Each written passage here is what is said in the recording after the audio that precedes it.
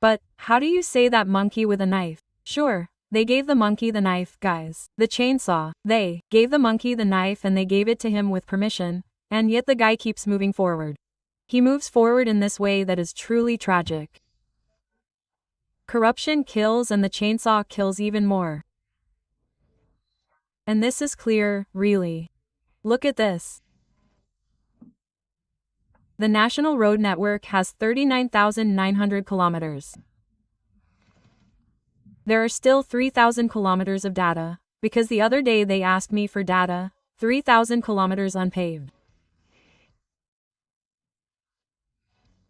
In the paved sector, in good condition, there were 21,800 kilometers in poor condition by the end of last year. 15,000, let's see if you can follow me. 15,000 kilometers of the 36,000 kilometers are in poor condition. Poor condition means a potential risk to life for those who travel. Why do I say risk to life? Because imagine that you are traveling on a road where there is nothing, you think that it is more or less a national road. I am not talking about provincial roads, I am not talking about rural roads, I am talking about national roads. National roads. This was a topic of discussion between the president and the governors, to the point that Cornejo himself, who should not have, my law is only to the right of Cornejo, the rest are not from the national leaders, asked him to transfer part of it.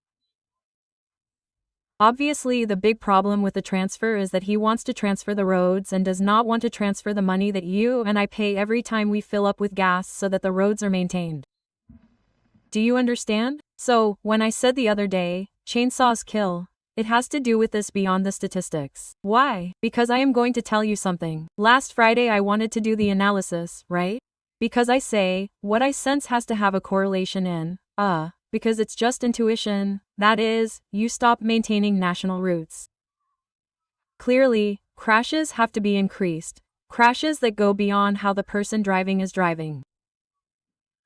You come across a pothole that makes your tire break and you roll over and die. And this happens. So, clearly when I went to look for the statistics, what did I find? The last year of official statistics, which is part of what the National Directorate of Official Road Safety did, which took them 2 years to release the report, that is, it was in 23-21. You take that report and I can assure you, you have detected the number of people who died in traffic accidents divided into whether it was a crash due to bad maneuvering, whether it was a crash due to some problem precisely in other words, you have statistics that are really spectacular. I started the report on Friday. I didn't have time to go through it all because it was easily 100 pages long about the state and what happened with all the deaths and traffic accidents in general throughout the country, which was impressive.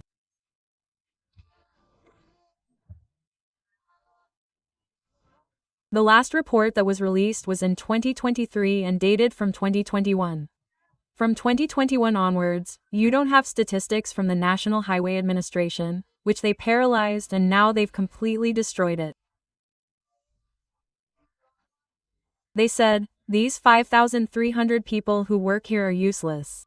But among other things, they made these reports so that we could obviously learn from this situation. So I told you, the National Road Network is 399,900 kilometers.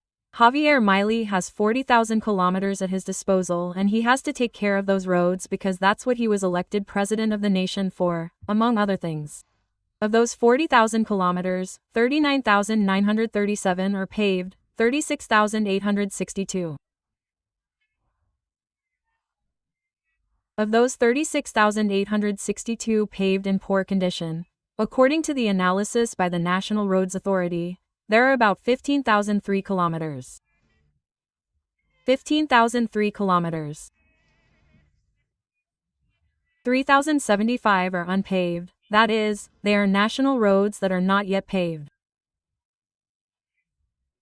We are not talking about provincial routes, we are not talking about rural roads, they are unpaved national routes.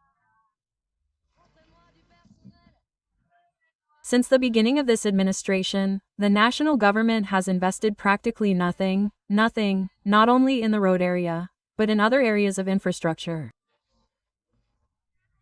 which has increased, needless to say, the deterioration of the entire law. You saw, I think someone told me that I had mentioned it, I don't remember in our chat, that documentary that was made on German television. Right? Amazing, you know?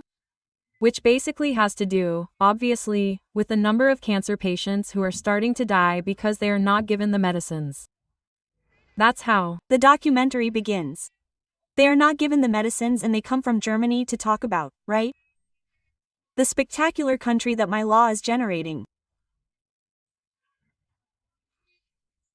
No, brother, the Germans come here to see how because of your square decision, because there is no other way to describe it, people are dying because you are not giving them the medicines that they have every right to, right? Because they are surely trying to steal your oncological medicines, right? As they surely are. You know what? Let's do an audit here first. While you were doing the audit, son of a, people died on you. That's how it is. This is what is happening. So, today more than ever the chainsaw kills, gentlemen, it kills. Let's take responsibility. Let's take responsibility, because that is what it is about.